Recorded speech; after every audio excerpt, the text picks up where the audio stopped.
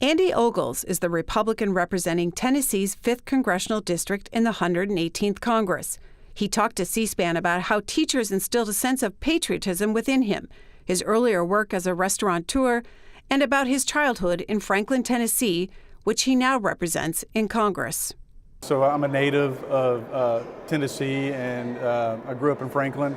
And of course now it's one of the it cities in the country, and back then it was cows and corn. You know, I really lived in a rural area back then, but now it's kind of become a metropolitan area. So it's been fascinating to watch it grow, and since that time we moved out to the country to give our children kind of that sense of farm life near the big city.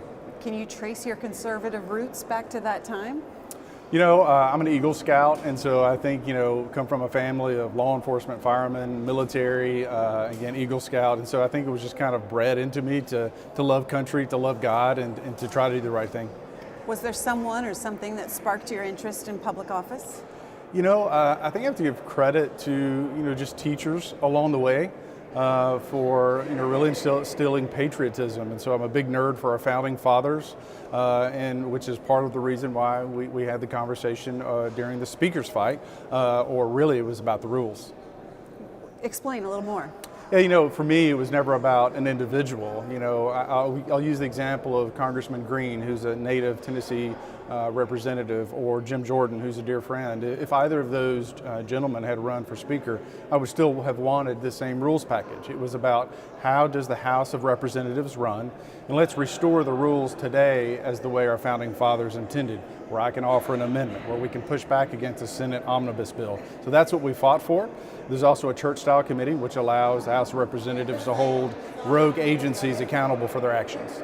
So you were one of the 20 that did not vote for Kevin McCarthy in those number of rounds, and you're saying it wasn't in opposition to Kevin McCarthy? Not at all. You know, Kevin is a long-standing member, has served his country, has done a great job of unifying our caucus to lead us forward, because we all know that the country is in peril. We know that government is broken, and so we have to have solutions that address those issues. You said it's because you're a big nerd of the founding fathers. That's so right. How big of a nerd? I'm a pretty big nerd. In fact, you know, I literally was just on the phone with my wife, and we're talking about, you know, how we might decorate the office, and I said I want a picture of George Washington crossing the Delaware in the office. And then also the 5th Congressional District is the home of James K. Polk and also Andrew Jackson, and so I plan to have their portraits in my office as well, just because, again, that homage to our founding fathers and what they fought for, and the country we live in today because of them.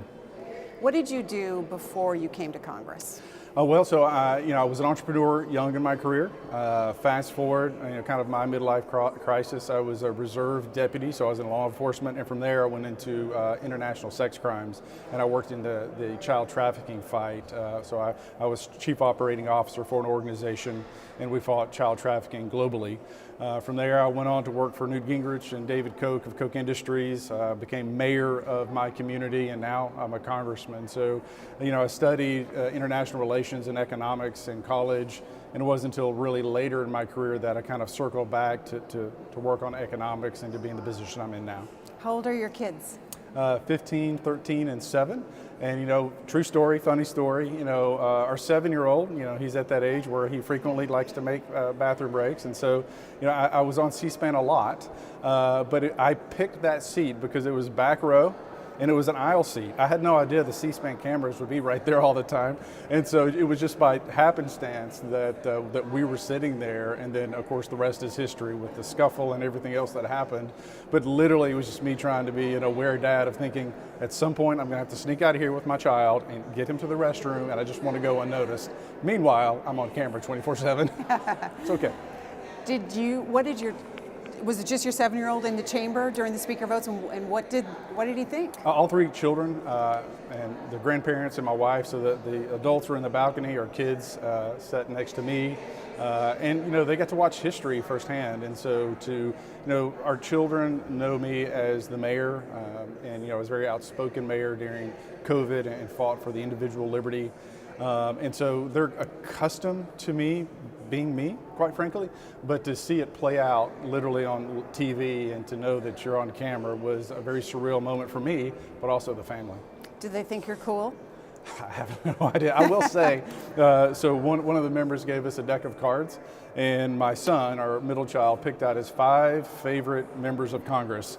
I did rank in the 5. I'll just say that much. That's not bad. That's not bad.